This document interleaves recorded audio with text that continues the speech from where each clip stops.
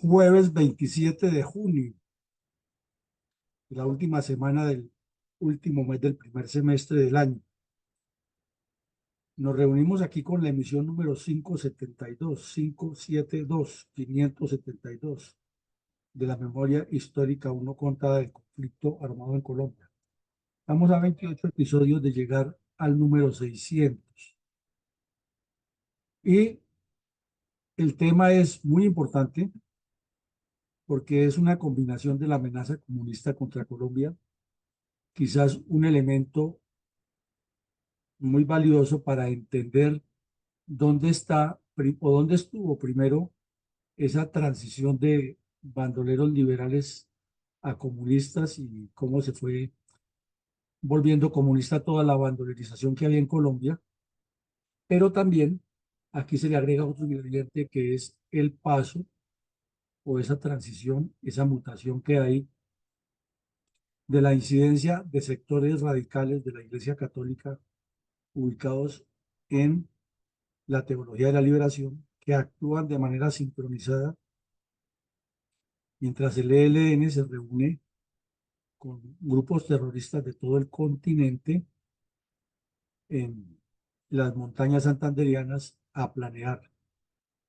lo que sigue para destruir a Colombia y cómo coordinarlo a nivel continental los miembros del Partido Comunista Colombiano con sus ramificaciones de Juventud Comunista y milicias, o lo que llamaban en el tiempo autodefensas revolucionarias de las FARC, desatan en las ciudades una oleada sin par de terrorismo urbano, simultáneamente con una incidencia grande de unos sacerdotes que desde el púlpito, desde programas de radio y desde la organización social clandestina, promovieron una cantidad de hechos violentos que apuntaban a algo parecido a lo que le hicieron al señor Duque por parte de Petro y sus cómplices en el año 21, hace 3 años. Adelante, mi coronel. Mi coronel, ¿cuál era la situación política en general de Colombia a comienzos de 1969, época en la cual hemos analizado varios capítulos de violencia comunista contra los colombianos? Pues tocaría precisar aquí aspectos que marcan un derrotero que se han reiterado ya en varios programas anteriores, pero que los queremos puntualizar más todavía para que nos demos cuenta que el ingreso al cuarto de 4 periodos del Frente Nacional ya tenía el país completamente polarizado, incendiado, y que el cuento barato del señor Lleras Camargo, prorrogado por Valencia y refrendado por Lleras Restrepo, no fue sino un engaño, una mentira muy bien contada para desdibujar al general Rojas Pinilla, pero que en la práctica solo fue el paso acelerado de la violencia orquestada por los 3 partidos a que uno solo se quedara con la violencia que era el Partido Comunista. Entonces, en el año 68 había habido una reforma agraria que obviamente el señor Lleras lo presentó y lo sigue presentando a sus seguidores como la panacea, como lo que si se hubiera hecho lo que él dijo, Colombia no estaría en violencia, pero la realidad es que no fue suficiente y lo que facilitó fue la multiplicación de las violencias a partir de ese argumento de la reforma agraria. Quiere decir que no estuvo ni bien concebida, ni mucho menos bien ejecutada. Pero ya estábamos comenzando el año 69 y la pugnacidad por la selección del 70 estaba latente. Y estaba latente porque a López Miquelsen se lo han quitado de encima, primero nombrándolo gobernador del Cesar y luego canciller de la República, y entonces lo tenían alejado del grupo de bandidaje que él había organizado con el Partido Comunista llamado MRL. Pero el general Rojas Pinilla, que ha sufrido una persecución política increíble de los dos partidos políticos que le han entregado el poder y luego lo traicionaron, eh, había causado un impacto grandísimo dentro de la población y la Alianza Nacional Popular que él encabezaba tenía mucha fuerza, mucha presencia en todo el país. El gran problema que tenía el general Rojas fue exactamente el mismo que tuvo Juan Domingo Perón. En medio de toda esa masa y de esa apertura que él dio a integrar un solo movimiento político con una sola finalidad, se infiltró el comunismo, los resentidos, los violentos, los extremistas, y como fue un partido creado en la misma dinámica de, como dicen ellos, la lucha popular, no hubo forma de estructurarlo. Entonces se convirtió en una masa grandísima, organizada por sectores, por regiones y con inclinaciones que terminaron fue siendo aprovechadas por grupos de izquierda en muchas partes. Las FARC, por su parte, habían realizado la tercera conferencia y habían acordado multiplicar las cuadrillas, reevaluar lo que les había pasado en el Quindío con la pérdida de control que tuvo en Quindío Norte del Valle Ciro Trujillo y proyectarse hacia otras regiones, ya que en Boyacá había caído Ciro Trujillo, donde el Partido Comunista le había abierto zona, pero tenían en la mira la zona del Magdalena Medio, donde el cuarto frente debería desarrollar una tarea muy grande, la zona de Urabá, donde el quinto frente debía desarrollar otra tarea, y la zona del Cauca, donde el sexto frente debía avanzar cuantitativa y cualitativamente. Y desde luego, pues, extenderse en los llanos orientales para formar toda la retaguardia estratégica. El EPL, por su parte, lo hemos estudiado continuamente estos días, estaba desarrollando su epicentro desde el Alto Sinú hacia el Urabá, Antioquia, Santander y Valle del Cauca. El ELN, como lo hemos visto también, había crecido muchísimo, estaba en las pugnas internas, se había producido la fuga de Jaime Arenas, habían tenido combates, han sido sometidos a varios consejos de guerra, toda su organización había sido desvertebrada, pero se recomponían como el ave fénix y estaban igual que el EPL en esa lucha contra el Partido Comunista, contra las FARC, pero al mismo tiempo sobreviviendo y fortaleciéndose. Y en el caso del ELN sí seguía contando con el apoyo de la narcodictadura cubana y el EPL no lo tenía ya de China. Entre tanto, la respuesta de la dirigencia política en cabeza del señor Gerard Restrepo era un manejo politiquero autoritario, era un viejito cascarrabias que creía que todo se arreglaba dando órdenes estúpidas y el país también, por medio de los periódicos, lo ensalzaron muchísimo de que era un hombre de mano dura, lo que era un viejo terco, necio, que creía que todo se arreglaba a los tiestazos. eh, Porque en su momento lo exaltaron, pero es que el paso del tiempo, la historia, así le escriban de otra manera, los hechos, sobre todo cuando quedan escritos, van decantando y demostrando las cosas. Eh, Se veía en la intención politiquera de la familia Gómez, la familia López, la familia Ospina, la familia Lleras, que eran los dueños del país, los Turbay, eh, la intención de bloquear como fuera cualquier intento del general Rojas de llegar al poder. Y como el anapismo estaba infiltrado por sectores comunistas y sectores radicales, ahí tenían el punto para señalar al general Rojas y decirle que promovía el terrorismo. Le ocurrieron cosas que solamente en la historia de Colombia se viven, pero que al país se le olvidan.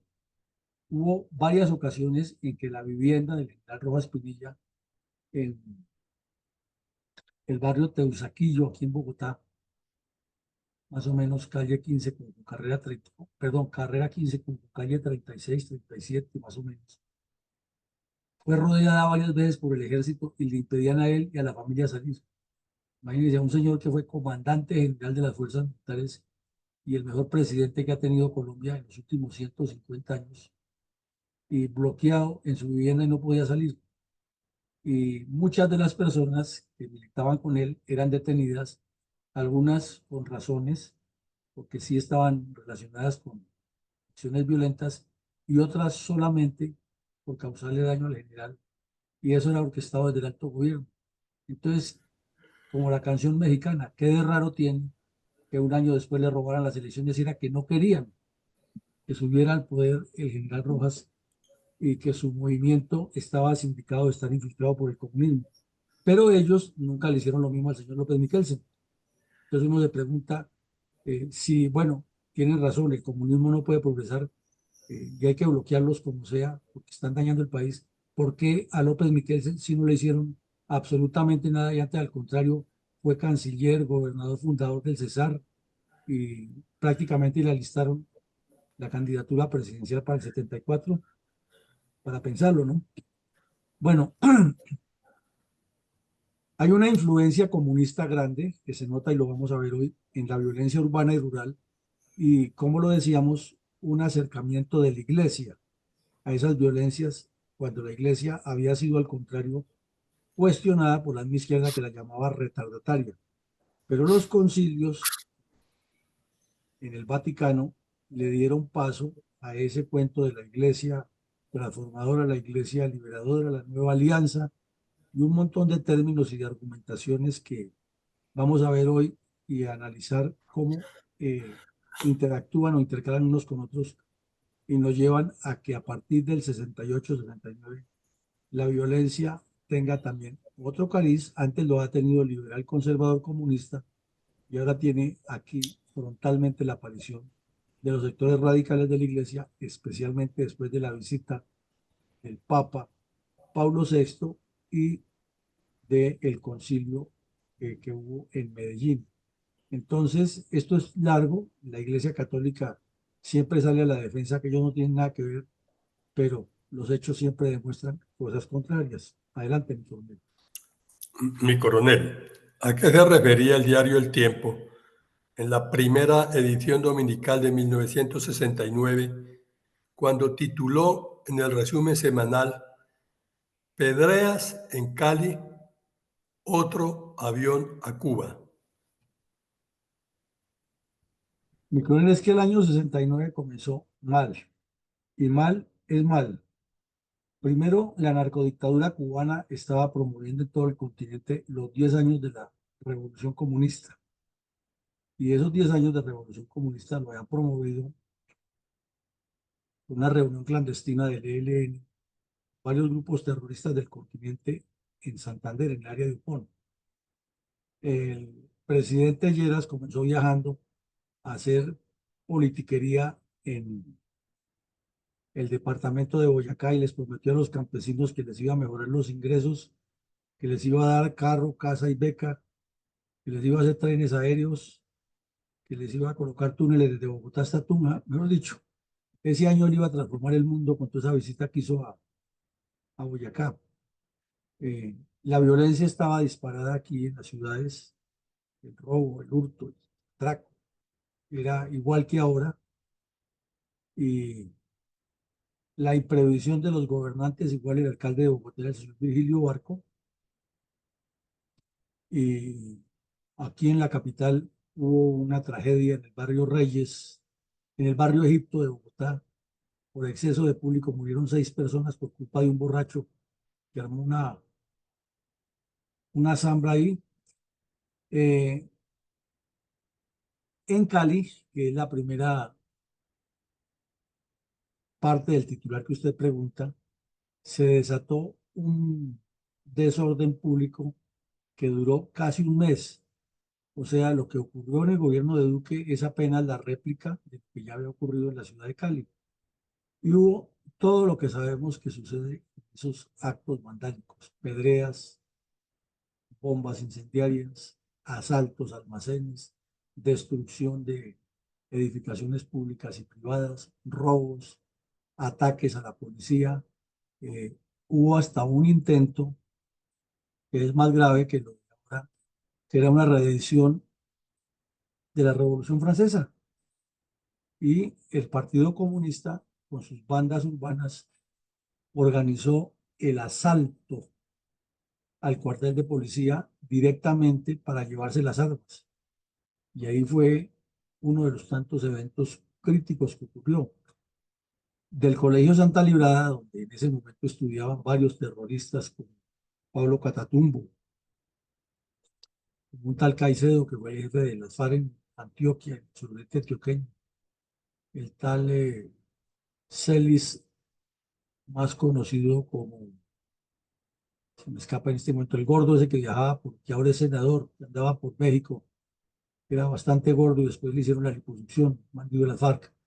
Bueno, esos bandidos en Cali generaron unos actos de violencia en los que quedó absolutamente probado que estaban metidos varios sacerdotes, un sacerdote muy conocido en Cali de apellido Hurtado, que por los micrófonos de una emisora donde tenía un programa diario, alebre estaba a los jóvenes para que salieran a destruir la ciudad y que no renunciaran a la lucha porque era la repetición de lo que estaba sucediendo en, o lo que ha sucedido en París.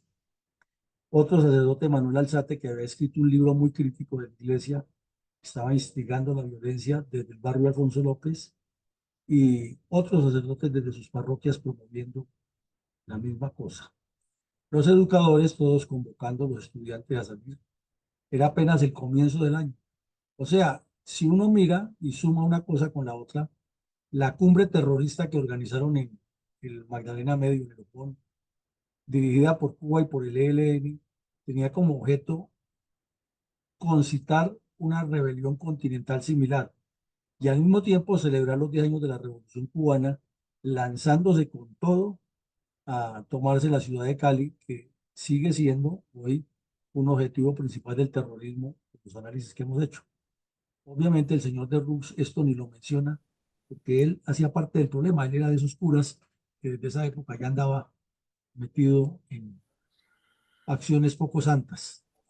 Bueno, y lo del avión a Cuba es porque en esos días ocurrió el sexto secuestro de aviones de aerolíneas colombianas con destino a Cuba y en total el decimocuarto caso desde que inició ese fenómeno a mediados de la década de los 60.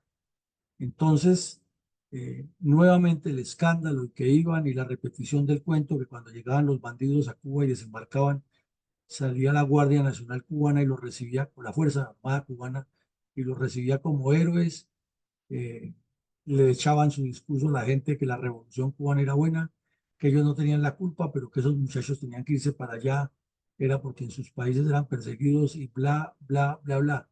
Y lo que hacían era que esos bandidos pues se daban el champú de que estaban legitimando al narcoterrorismo cubano, que se quedaban allá haciendo unos cursos y luego regresaban aquí a Latinoamérica a formar guerrillas. En Venezuela estaban también en el problema de Bandera Roja y los grupos terroristas colombianos estaban perfectamente ligados con los bandidos venezolanos por medio de los partidos comunistas. Entonces, eso es lo que inicia en la primera semana a destaparse del 69. Mi coronel, ¿cómo se desarrollaron los hechos de la cumbre terrorista latinoamericana en el Opón Santandereano, organizada por el ELN, mientras los curas de la teología de la liberación dirigían la violencia urbana contra Colombia a comienzos del 69? Pues vemos en la pantalla de las láminas, ¿no? Las fotos de lo que ocurrió en ese momento. Hubo una reunión de integración de guerrillas en Santander, así lo tituló el tiempo, pero nunca llegaron a concluir en ese momento, lo que estamos concluyendo hoy, que una cosa iba perfectamente atada con la otra. Y resulta que se reunieron en el corregimiento Uribe Uribe de la Serranía de los Cobardes, vereda La Culebrera, más o menos a 30 kilómetros de Santa Rosa y 100 kilómetros de San Vicente de Chucurí, plena selva santanderiana. Se reunieron terroristas provenientes de varios países. Venían de Venezuela, claro, imagínense. Venían de República Dominicana, donde estaba hirviendo la rebelión todo el tiempo después de la larga dictadura de Leonidas Trujillo. Venían de Panamá, unos que estaban relacionados con Torrijos, De Perú, gente del Sendero Luminoso que estaba en formación y del MRTA, y de Colombia, pues hubo terroristas del ELN, bastantes, aparecieron los nombres de todos los que han estado allí, y desde luego hubo delegados del EPL, como lo hemos visto. Las FARC no asistieron a eso, pero sí asistió gente del Partido Comunista como observador a mirar lo que ha pasado.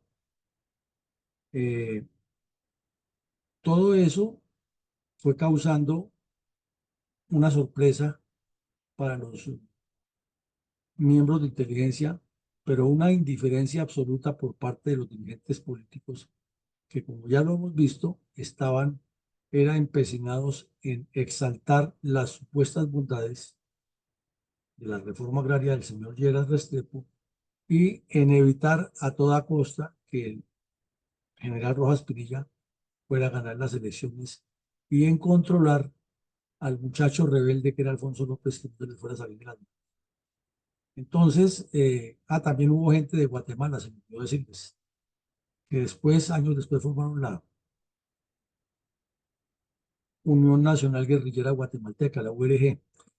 Entonces, aquí quedó claro, con los descubrimientos que hizo la inteligencia militar, unos documentos que analizó, que era algo mucho más complejo que se estaba tejiendo contra Colombia y desde Colombia por medio de la narcodictadura cubana, causándole un gran peligro a la seguridad del continente. Adelante, Nico. Sí, mi coronel, usted ya dijo algo de lo que le voy a preguntar. ¿Por qué se aseguró ante los medios de comunicación por varios funcionarios oficiales del Estado que la consigna subversiva ha sido continental? Pues, mi coronel, porque resulta que en México, Perú, Venezuela y Bolivia sucedieron hechos muy parecidos, hechos muy parecidos a los que estaban ocurriendo en Bolivia y en Colombia. Se estaban formando guerrillas urbanas y rurales, pero al mismo tiempo se multiplicaban las acciones eh, fuertes y violentas en esos sitios. Recordemos que en México, con ocasión de los Juegos Olímpicos, hubo muchas protestas, e inclusive una masacre en México de gente que se rebotó y que aún sigue siendo recordada allá por lo que sucedió en el 68. Y era como un reflejo de lo que ha ocurrido en la Comuna de París, o sea, el movimiento comunista era internacional, era mundial, y el continente siempre ha estado en la mira, ya que ha sido, como lo hemos estudiado en geopolítica, una unidad territorial separada de la gran isla y los intereses políticos, pues de una manera u otra, después de que Colón llegó aquí, se han convertido en un polo de atracción para los poderes europeos y ahora últimamente para el Asia, China e India, pero especialmente la China. Entonces, el apoyo que recibía el EPL de China, el apoyo que recibía el ELN de Cuba y el apoyo que recibían las FARC de Moscú nos indican otra vertiente que va llegando al epicentro del asunto a demostrarnos que lo que sucedía en varios países era similar y que lo que se estaba tejiendo en esa reunión en Colombia era lo que el ELN ha llamado y sigue llamando y lo tiene en sus documentos y le decía a todos los mudos que estúpidamente les dicen que sí a todo lo que imponen en las conversaciones, la continentalidad de la lucha. Entonces, nada ha cambiado para ellos, su plan estratégico sigue andando al ritmo que quieren y los objetivos son los mismos desde hace 6, 7 décadas. Adelante, Nicolás.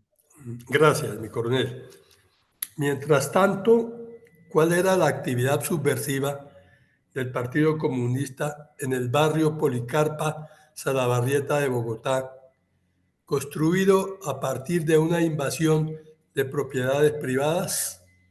Ese barrio fue invadido, fue una zona que era propiedad privada y la invadieron los comunistas y fueron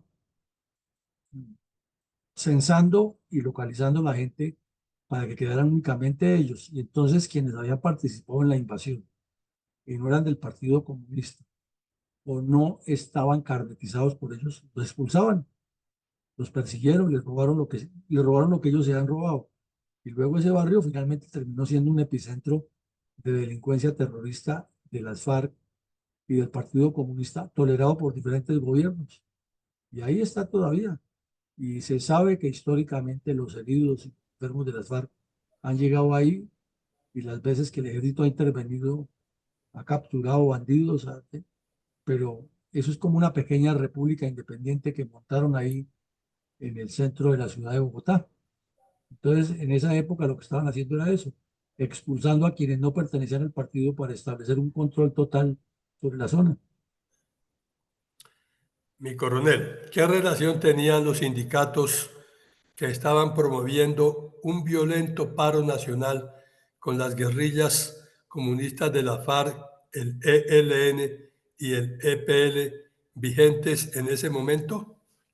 Pues mi coronel, a juzgar por lo que estaba ocurriendo ya en Cali, que la violencia continuaba y lo que estaba ocurriendo en los países que mencionamos, Brasil, México, etcétera, pues la conclusión que se saca es que esto era un plan continental, estaba muy bien coordinado, o que se estaba coordinando muy bien, y que sectores como los sindicatos de ferrovías, o ferrocarriles y otros adscritos a la CTC estaban empecinados en tumbar al gobierno con un paro. Eso no es de ahora. Lo que pasa es que no les ha funcionado porque las fuerzas militares y de policía son las que han evitado que las cosas ocurran. Pero ellos siempre han tenido el mismo lenguaje, que es que ellos no tienen nada que ver con los violentos y que están reclamando los derechos. Acordémonos hace 3 años cuando todos esos bandidos de cuello blanco e infiltrados en las marchas salieron a destruir las ciudades y a tumbar al gobierno Duque.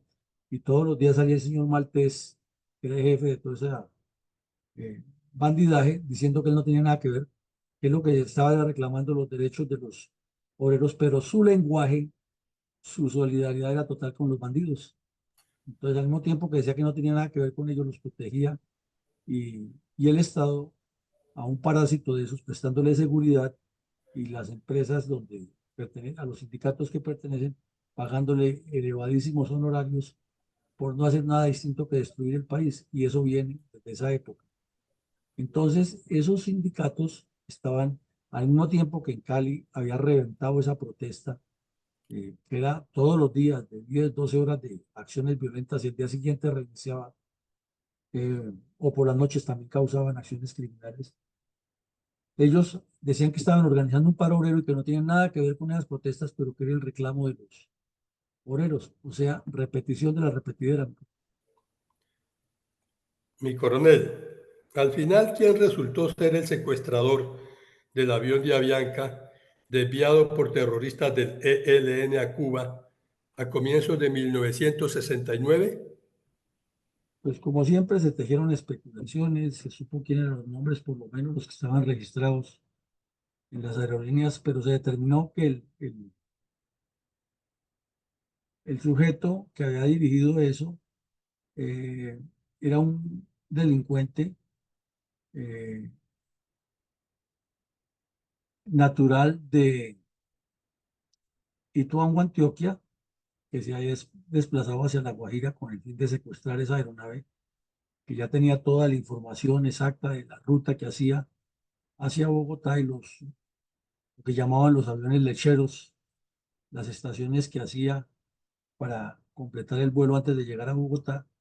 Y en el recorrido lo secuestró para desviarlo hacia Cuba. Se determinó que era un sujeto natural de Ituango, Antioquia, que ya tenía para la época 32 años de edad, no era un joven, ya era una persona de suficiente madurez, que estaba integrado al ELN y que iba con otros bandidos que se desplazaron para la isla a recibir formación y a ayudarle a la narcodictadura cubana a presentarle al mundo que cómo sería de bueno ese paraíso terrenal, que los jóvenes que querían ir allá no tenían otra forma que secuestran un avión para poder llegar y que allá ellos se encargaban de educarlos como debía ser. O sea, una farsa total, igual a la de Petro con el inicio de los diálogos con las FARC, con la segunda Marquetalia, pidiéndole perdón. Es que los hechos se nos repiten y se nos repiten y la dirigencia colombiana no aprende porque anda pensando en sus prebendas. Mi coronel, ¿cuál era la verdadera situación de desorden, violencia, terrorismo urbano e incitación a la revolución total escenificada en Cali a comienzos del 69 frente a las arrogantes declaraciones del presidente Llera Restrepo? Exactamente, mi coronel. Arrogantes, como diría el poeta Luis Donado, arrogante, topante, poseído, chisgarabiz, Cardoni, estadista de Rivete. Eso lo dijo en forma jocosa Donoso, refiriéndose a los políticos colombianos del siglo XIX, pero parecería que lo hubiera dicho para Lleras Restrepo. Aquí vemos y lo colocamos sobre la mesa para analizar y que evaluemos cómo ha sido esa situación de desorden y de violencia y el pésimo manejo que le han dado los dirigentes políticos, todos esos chisgarabices estadistas de ribete, como les decía Luis Donoso.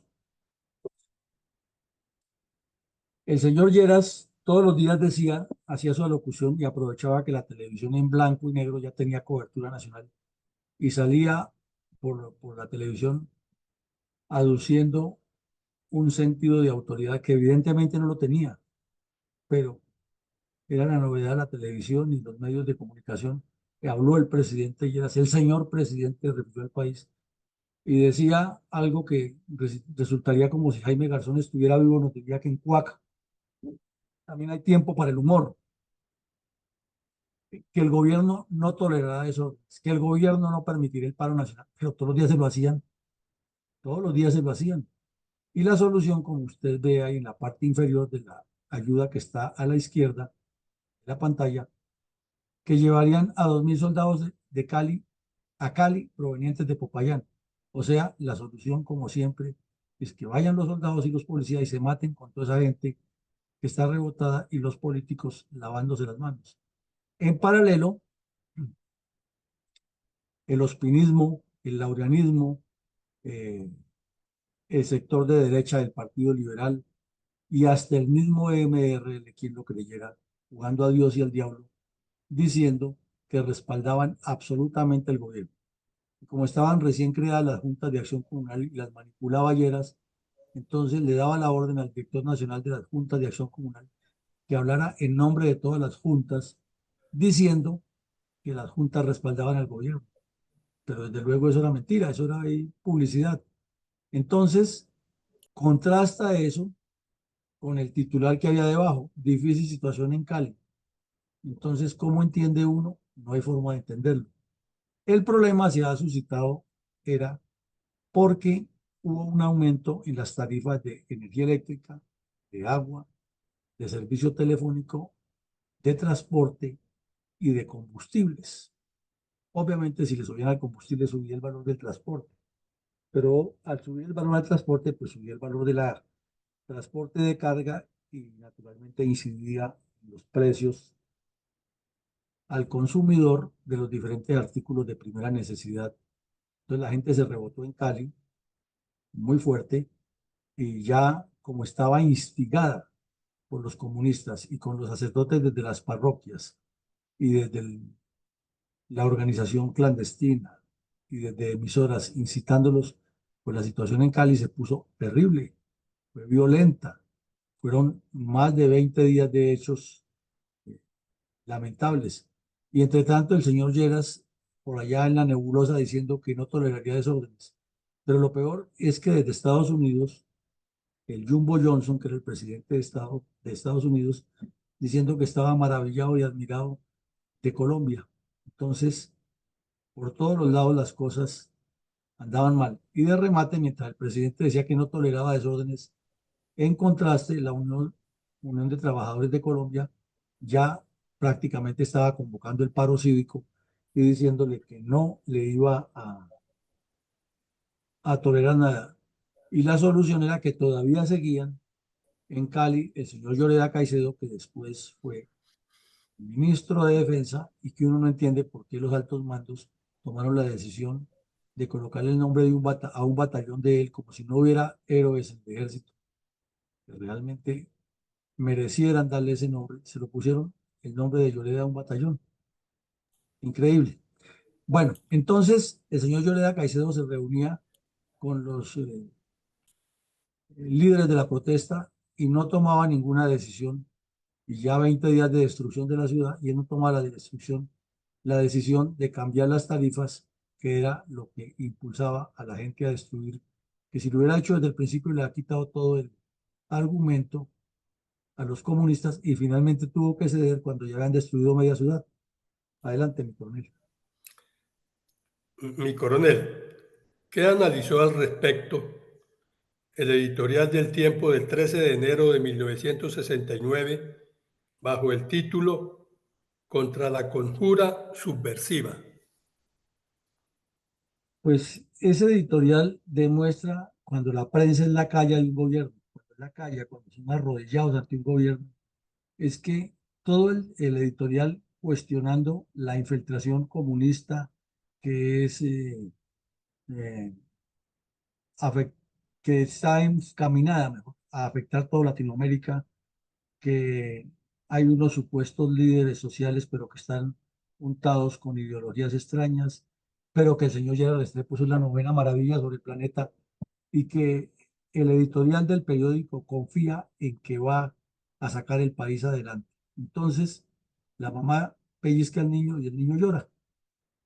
Eh, Ahí es donde queremos demostrar la responsabilidad de sectores tan importantes como los medios de comunicación, tratando de legitimar o de salvarle la imagen a una persona, no importa que sacrifique un país. O sea, viva tranquilo yo que los demás no importa. Adelante, mi coronel. Mi coronel, ¿qué lectura podemos dar a que mientras Llera Restrepo insistía en que no toleraría los desmanes, la realidad era que las acciones terroristas por parte de vándalos comunistas duraban hasta 10 horas al día y en la mañana siguiente reiniciaban con mayor asiduidad? Pues, mi coronel, este título, 10 horas de terror vivió Cali, de uno de los días, este es del 12 de enero del 69, y lo firma un corresponsal que llama Cristian Martínez Arrio. Muestra tres fotos. En la una está un médico atendiendo a uno de los heridos en los desmanes. En la otra está el alcalde Rodrigo Lloreda hablando por teléfono y la secretaria tomando nota contra la pared en un cuaderno de taquigrafía que se usaban en esa época. Y en la otra el director de la policía, el comandante de la policía de Cali, más embarcado que gallina criando patos, contestando varios teléfonos al tiempo y atendiendo el radio y la gente que lo estaba llegando. ¿Qué había ocurrido? Pues que hubo pedreas, saqueos, que nuevamente las revueltas se iniciaron en los mismos sitios donde habían ocurrido el día anterior, que la Policía Nacional se sentía ya agobiada, que los delincuentes habían ordenado bloquear toda la ciudad, las salidas principales hacia el sur y hacia el norte, y como Cali queda metida ahí en medio de dos cordilleras, pues prácticamente queda bloqueada la comunicación con el resto del país, que hubo bombas, artefactos explosivos, que hubo enfrentamientos fuertes, que le dispararon a la policía desde los grupos marchantes, o sea, la situación era bien grave. Y que se hablaba era de que tenían que formar una comuna popular para construir una nueva constitución. O sea, nada distinto a lo que estaba moviendo el señor Petro. Pero el reflejo es que mientras tanto desde Bogotá el señor Lleras, que ni se asomaba por allá, aparecía por televisión dándose de que tenía mucha autoridad diciendo que no toleraría y que aplicaría la mano fuerte y que ya había enviado 2000 soldados más desde Popayán hacia Cali. Semejante solución. Entonces vemos que esto es reiterativo y que no es nada nuevo. Mi coronel, ¿sabía la inteligencia militar de la cumbre terrorista latinoamericana en el Opón Santandereano, organizada por el ELN, mientras los curas de la Teología de la Liberación dirigían la violencia urbana contra Colombia a comienzos del 69? Sí, sí sabía. Resulta que el 12 de enero, el mismo día que el periódico publicaba las 10 horas de terror que vivió Cali, pero publicaba aparte, no relacionaba una cosa con la otra, la reunión terrorista en el Opón, pues salió la noticia al mundo, ¿no?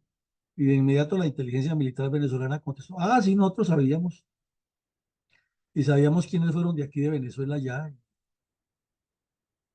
Todo estaba previsto, eso no es información nueva. Aquí estamos preparados para lo que venga. Entonces, nos indica que no había comunicación adecuada, que desafortunadamente en Venezuela ha existido históricamente una prevención contra Colombia, que ahora por el problema del gobierno de Maduro, que ha venido tanto venezolano aquí, ha habido como más aceptación y cercanía entre los venezolanos y los colombianos. Pero antes era que en las escuelas públicas y los colegios le metían en la cabeza a los venezolanos desde niños que el principal enemigo de Venezuela era Colombia. Entonces, la coordinación de inteligencia no era la mejor. Además, pues el gobierno dictatorial de Venezuela no tenía las mejores relaciones con el de Colombia.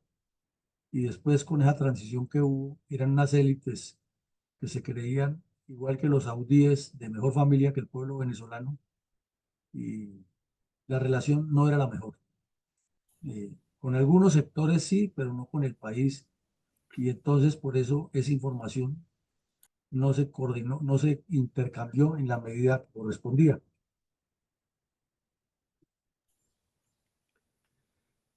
Mi coronel, ¿estaba realmente enfocado el presidente Lleras y el Congreso de la República en la gravedad de los desmanes auspiciados por sacerdotes comunistas, obreros y estudiantes revoltosos, o era presa de la vanidad y la consuetudinaria arrogancia que lo caracterizaba? La respuesta es la segunda, presa de la vanidad y su arrogancia. Salió por televisión y echó un discurso, miren ustedes, aquí el texto, cuántas columnas le dedica el periódico El Tiempo, 8 columnas, una página entera. ¿Cuánto duró ese discurso? Por lo menos una hora. Leyendo un discurso del presidente en televisión, ¿quién le pone cuidado a eso? Y se dedicó a rechazar el paro, a llamar al orden, a advertirles que iba a utilizar la fuerza, a advertirles que no permitiría que se paralizara el país. Luego les pidió actitud prudente, luego los invitó a una reconciliación justa, y les dijo que las alzas de tarifas eran justificadas, que explicó por qué funcionaba la CBC en el Valle. Luego hizo un análisis de cifras, que eso a quién le importa. Eso es como escuchábamos esta mañana al alcalde de Bogotá, que le preguntaba a la periodista Darcy Quinn, le decía, bueno, pero el problema de Bogotá sigue siendo la inseguridad, alcalde, ¿usted qué ha hecho? Y dice, no, es que el viejo truco que ya tienen todos, que ha sido común en todos estos funcionarios públicos, es que en el año anterior, en tal periodo, hubo tantos muertos y redujimos en un 14%. Eso era la misma viveza del señor Lleras, que es que, pero el país estaba desangrando y él hablando de cifras como si a la gente le importara eso. Entonces, eh, conclusión, una perorata larga de autosuficiencia, de arrogancia, y que no iba a permitir el paro nacional, pero no decía cómo ni cuál era la solución, sino que estaba estudiando respuestas con su equipo de trabajo, pero que no iba a permitir. O sea, ahí tengo al ejército y la policía para que vayan y se den pata, puño y palo con los manifestantes, y yo sigo aquí viviendo sabroso y desde este cómodo sillón ordenando que no va a ocurrir el paro. Cualquier parecido con Luis XV es pura coincidencia. Mi coronel, ¿cuál fue el contenido del comunicado de la Tercera Brigada acerca de la muerte del lotero Absalón Candelo Angrino, comprometido en el intento de asalto al cuartel de policía de Cali para robar las armas y desatar una oleada sin par de criminalidad en el valle, mientras el presidente Llera Restrepo continuaba ensoberbecido, hablando de imponer la autoridad con la connivencia del gobernador del Valle, Rodrigo Lloreda Caicedo? El alcalde, sino con el alcalde de Cali. Bueno, aquí vemos la foto, los soldados persiguiendo a los vándalos para capturarlos y los soldados sin ninguna protección y la gente por montonera mirando el espectáculo como si fuera un partido de fútbol. Y resulta que la tercera brigada publicó un comunicado oficial firmado por el general Bernardo Sánchez Salazar, en el cual informó que el muerto que había habido ese día eh, era un lotero que era natural de Corinto, Cauca, que se llamaba, como usted dijo, Absalón Candelo Angrino, y lo que contó la tercera brigada, lo que informó, es que ese bandido hacía parte de un grupo que se dirigió hacia el cuartel de policía, la principal estación de policía de Cali, con el fin de entrar al depósito a robarse las armas para salir y repartirlas entre la gente y lanzar una oleada de violencia sin par. Entonces, que la Policía Nacional reaccionó y el ejército llegó rápido a apoyarla y evitó que esos amotinados se hubieran robado las armas. Y que en medio de la refriega, pues hubo, claro, varios heridos y que en esos heridos, entre esos heridos había muerto el lotero, que era el que encabezaba y el más asiduo eh, impulsor de que entraran a robarse las armas. Situación muy grave. Eh, pero el señor Llera seguía, como usted mismo lo dice, saliendo por televisión diciendo que iba a imponer el orden y que no permitiría que hubiera el paro, y el paro ya estaba prendido. Mi coronel, ¿qué actividades terroristas realizaban entre tanto los miembros de la Juventud Comunista ya vinculados activamente a las redes urbanas de la FARC? Pues estos terroristas del Partido Comunista nunca han cambiado sus sistemas y sus métodos, ni han tenido consideración por la población civil. Entonces comenzaron a incendiar los carros de servicio público y la costumbre que tenían era que subían las bombas Molotov a los vehículos y el vehículo en marcha y le prendían llamas y le avisaban a la gente. Aquí o dejaban le prendiendo llamas y pues ya la gente se daba cuenta y entonces en las estampidas de las personas para salvarse pues quedaban varios heridos. Y uno de esos hechos ocurrió el mismo día en Bogotá cuando las paredes amanecieron pintadas que la Juventud Comunista, o sea, que eso eran las redes urbanas de las FARC, estaba en solidaridad con lo que pasaba en Cali. Y esa solidaridad se manifestó en la quema de varios buses por el sistema. Y en uno de esos, la gente no alcanzó a salir y hubo 10 heridos de gravedad. Y ahí aparecen los testimonios en el periódico El Tiempo de algunas de las personas que sobrevivieron al atentado y de los mismos heridos. Entonces se pregunta uno, ¿dónde está el entendimiento de parte de la dirigencia política? Que ese es el modus operandi y cuáles han sido las herramientas que le han dado a la institucionalidad para evitar eso. Han pasado 60 años, ¿no? 14, 15 presidentes de esa época aquí, todos expertos, todos salvadores del país, todos han hecho lo mejor que pudieron, pero el problema sigue igual. Y con ellos, no sabemos, 300 ministros por lo menos, y por lo menos 2000 senadores y representantes, sumando uno con otro. ¿Qué han hecho esos personajes por arreglar el país? Por resolver estos problemas que son los mismos, dirigidos por los mismos y con la misma metodología. Mi coronel, ¿cómo entender la inconexión entre el anuncio de que en un consejo de guerra celebrado en Neiva fueron condenados varios integrantes de las FARC a 400 años de cárcel, pero al mismo tiempo la justicia penal militar perdía la capacidad de seguir con los procesos por término del estado de sitio? Mi coronel, eso nos indica ya mirando por el espejo retrovisor y sin la pasión del momento que puede suscitar todo esto, que simplemente la entrega de los casos de vulneración del orden público por parte de los comunistas armados y desarmados, cedida a la justicia penal militar, fue un estratagema, una burla al país y una manipulación de las fuerzas militares. Porque ¿qué explicación tenía eso? Que se declara el estado de sitio con base en el artículo tal de la Constitución Nacional. La justicia penal militar va a juzgar estos y estos delitos. Los capturaban, se desgastaban los oficiales que tenían 1000 responsabilidades normales del trabajo y además de eso tenían que estar participando en los consejos de guerra y salir del consejo de guerra a alistar las patrullas, a salir a patrullar y a salir a proteger las ciudades de toda esta violencia. Y luego regresar al otro día al consejo de guerra. O sea que hay gente que ni dormía bien por estar comprometida en eso.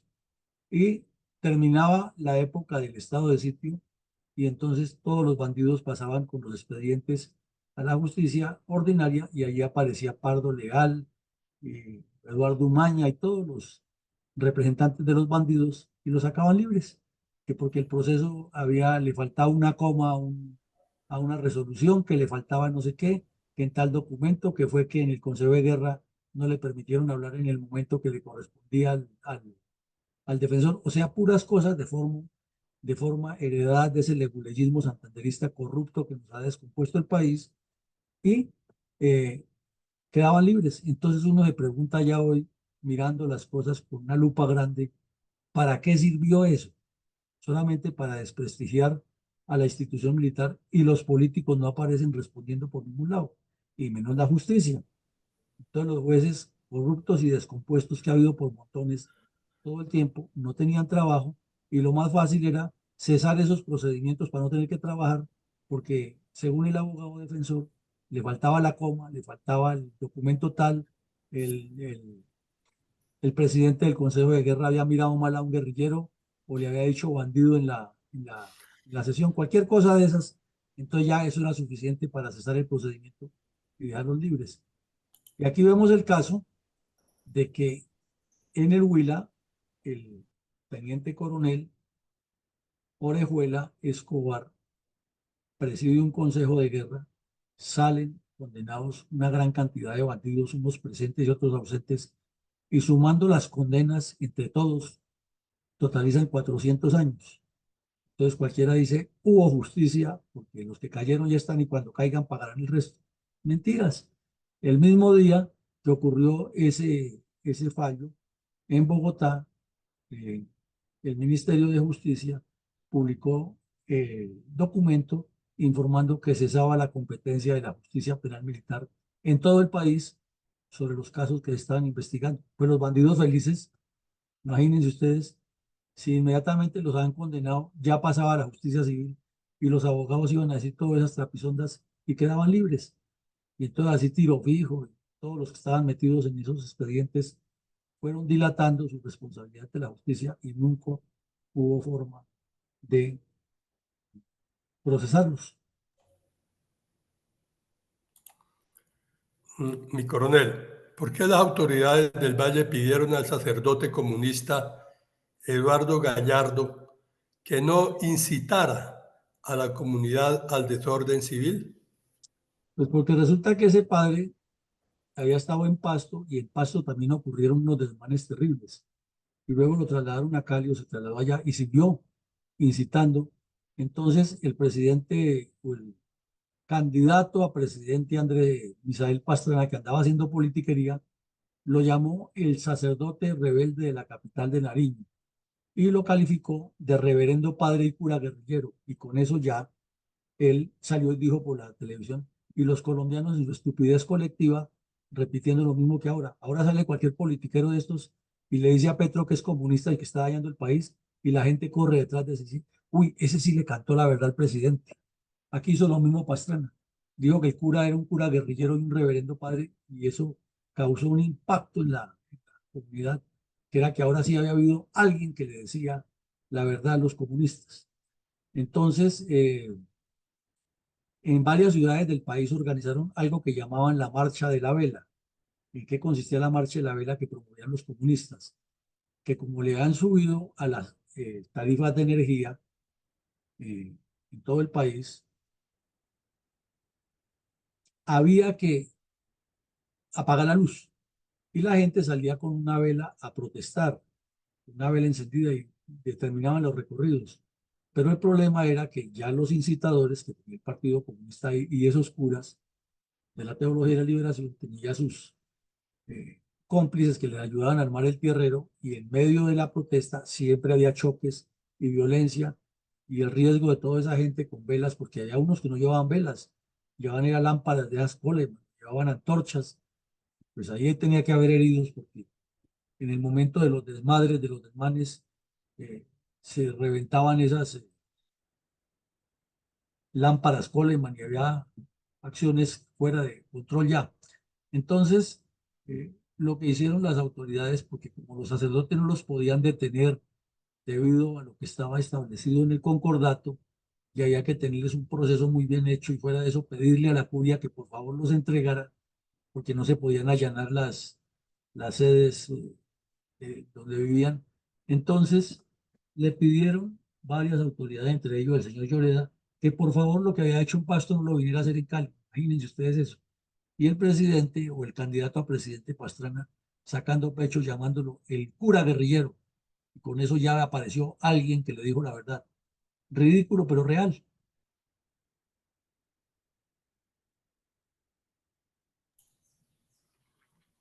Mi coronel, ¿cómo interpretar que ante los graves hechos de desorden público, violencia y terrorismo originados en las protestas en Cali, los sindicalistas del Valle persistieran en que harían el paro e invitaban a los sindicatos del resto del país a no ceder en esa intención?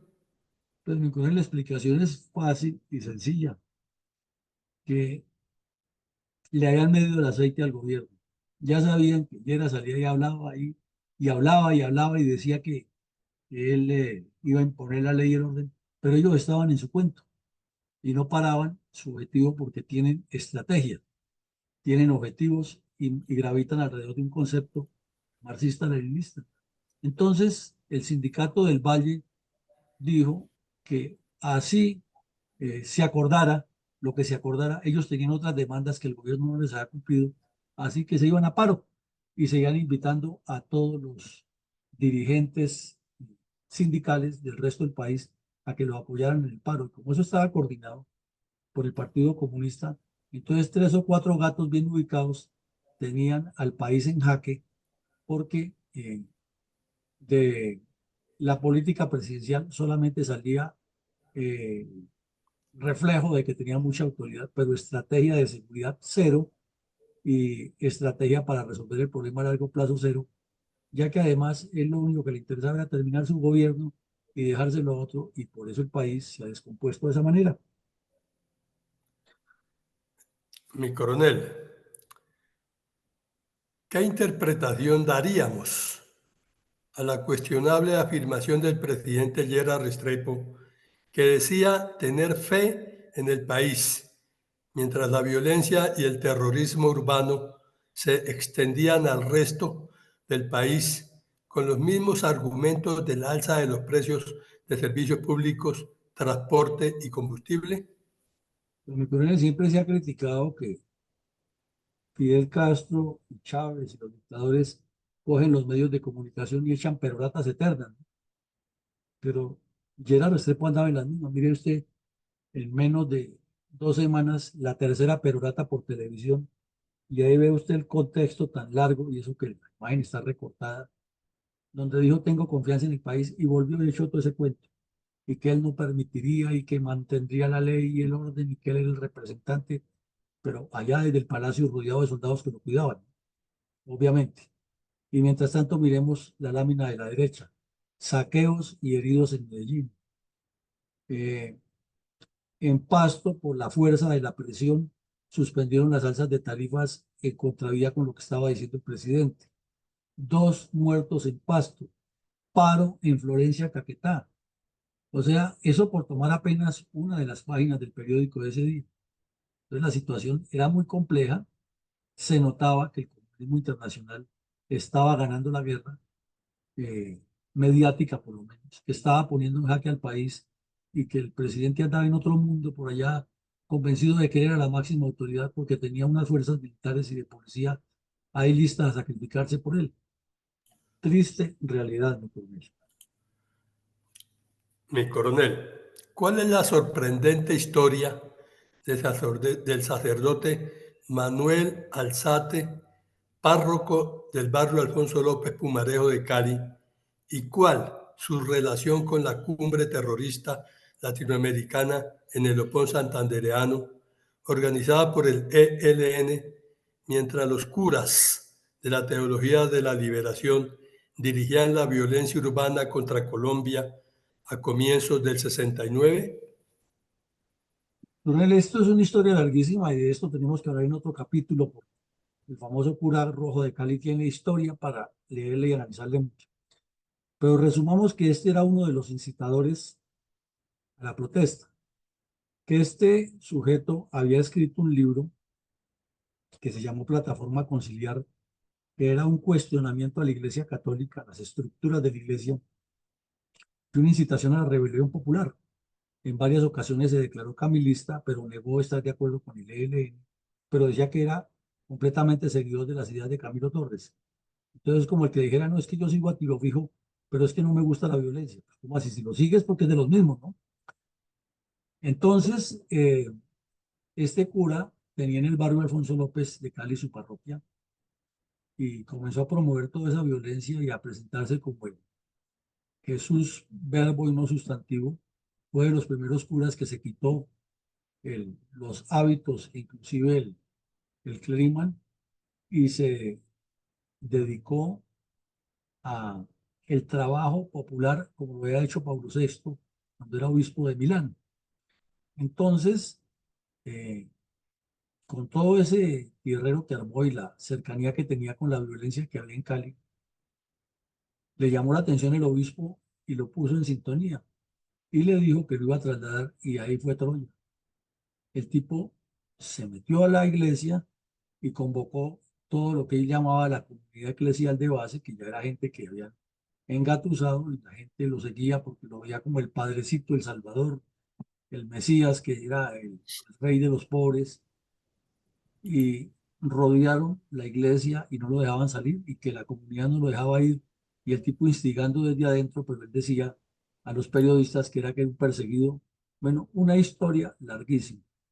Conclusión de la película, lo trasladaron para otra capilla, al fin tuvo que cumplir la orden e irse, allá llegó a hacer las mismas, entonces, como dirían coloquialmente, lo llamaron a calificar servicios, le prohibieron ejercer el sacerdocio, entonces se retiró y se fue a vivir con una guerrillera del Sinú y la historia sigue y sigue.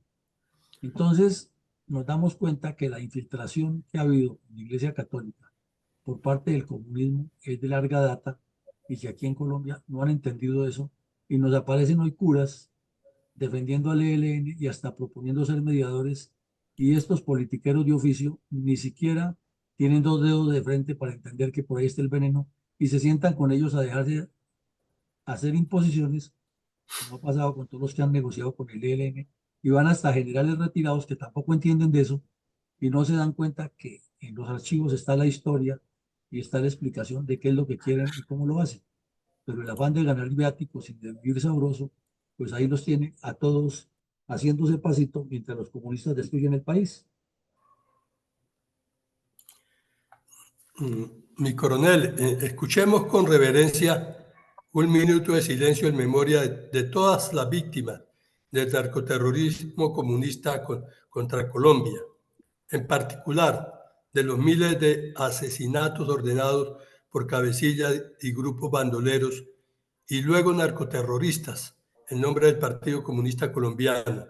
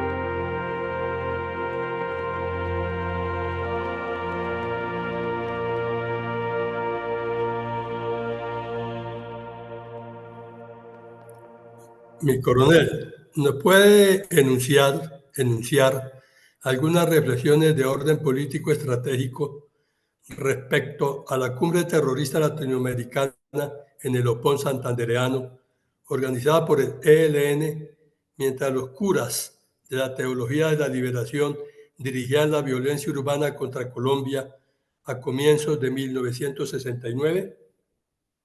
Pues, mi coronel, varias cosas y muy puntuales. Uno, que no se ha querido entender que hay un sector importante de la Iglesia Católica infectado por el comunismo que está perfectamente alineado, identificado y trabajando clandestinamente para que el ELN y otros grupos criminales se fortalezcan. Dos, que cada vez que el ELN produce sus documentos y están escritos y existen en inteligencia militar, es más, muchos están en las redes, en internet y se pueden consultar, hablan clarito, ellos defienden la continentalidad de la lucha. Ellos, según su versión, no son un grupo armado, sino son el pueblo en armas. Por lo tanto, constituyen un poder popular y nunca van a entregar esas armas porque las armas son, según ellos, del pueblo. Tres, si usted coteja, la actitud de los dirigentes políticos ha sido la misma todo el tiempo, porque saben que tienen unas fuerzas militares y de policía ahí que se sacrifican y a la cual sacrifican con tal de quedar bien ellos y siempre se lavan las manos. Y cuatro, que no ha habido políticas de Estado para resolver este problema, a pesar de que los hechos están ahí reiterativos y que lo que se necesita es organizarlos, sistematizarlos y buscar la solución a partir de realidades. Entonces, nos lleva a la conclusión de que lo que se está negociando entre Petro y el ELN será más de lo mismo y la solución no va a llegar por ese camino. Adelante con el comentario de Nicolás González. Sí, mi coronel.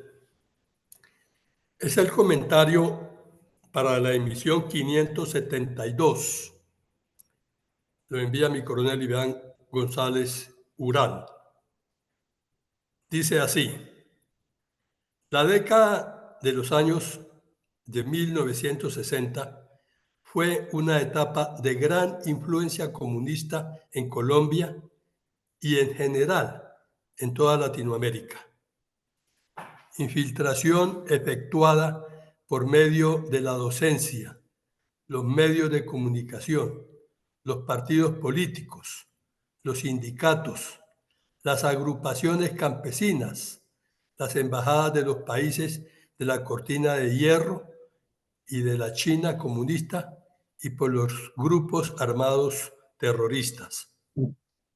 Y hasta por el Consejo Episcopal Latinoamericano, CELAN, agrupación que reúne a los obispos de la Iglesia Católica de Latinoamérica y el Caribe, muchos de los cuales fueron simpatizantes de la llamada Teología de la Liberación, con sus idealismos del hombre nuevo, el sacerdocio obrero y con el rebelde deseo de seguir prolongando los varios siglos de influencia religiosa católica en el orden social y económico de la nación, cuando ejercieron un gran poder político en América.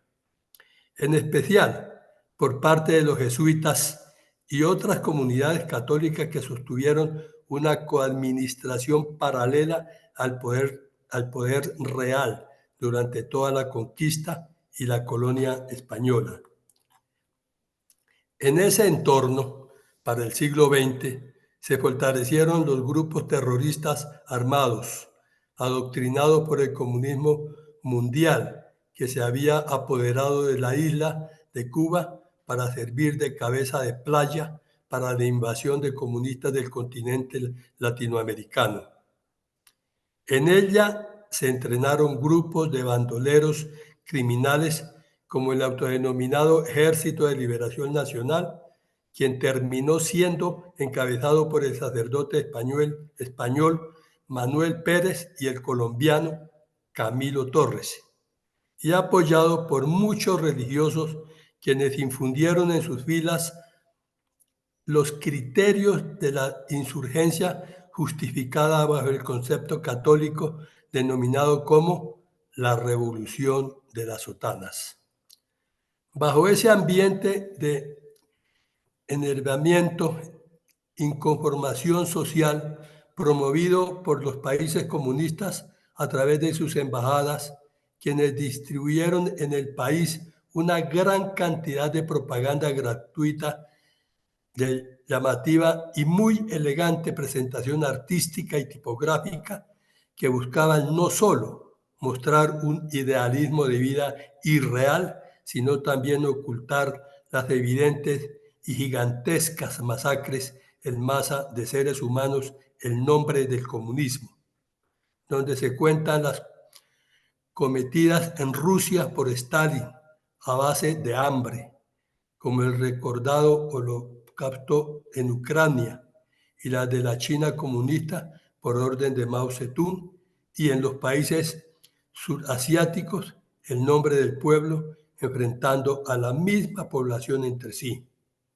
En ese entorno se dieron en Colombia los hechos analizados en el día de hoy, como la cumbre terrorista latinoamericana en el Opón santandereano organizada por el ELN. También el secuestro del avión de Avianca, conducido finalmente a Cuba, donde albergan a los secuestradores y terroristas comunistas. Las amables invitaciones del débil gobierno nacional a moderar la insurgencia del sacerdote Eduardo Gallardo, la invasión de terrenos privados como los del barrio Policarpa en Bogotá, las pedreas contra la fuerza pública y muchos otros sucesos de irrespeto a la ley y al orden. Todo eso propiciado por toda una pirámide de líderes ineptos y empleados públicos incompetentes, que no solo no han sabido gobernar, sino que han explotado al pueblo, exigiendo ingentes presupuestos salariales y cobrando exorbitantes nóminas sin ningún beneficio ni verdadera utilidad social. Gobiernos zánganos y parásitos que impiden el progreso nacional. Muchas gracias, mi coronel. Bueno, mi coronel, muchas gracias. Sí, mi coronel González también le apunta a lo mismo que dijimos hoy. Problema tan complejo y la falta de síntesis, de orientación política, de claridad de los dirigentes y el comunismo con sus brazos políticos y armados le ha hecho muchísimo daño al país. Este tema pues tocará seguirlo abordando porque es mucho lo que sale de ahí y mucho lo que está oculto y no se le ha recordado al país y al mundo. Llegamos al final del ejercicio. Los esperamos mañana con una nueva jornada de la memoria histórica aún no contada del conflicto armado y la próxima semana retomaremos la actividad diaria de nuestras videoconferencias a las 6 de la tarde y la memoria histórica por las mañanas. Feliz día para todos y que Dios nos siga acompañando. Gracias, mi coronel. Feliz día para todos. Gracias, coronel.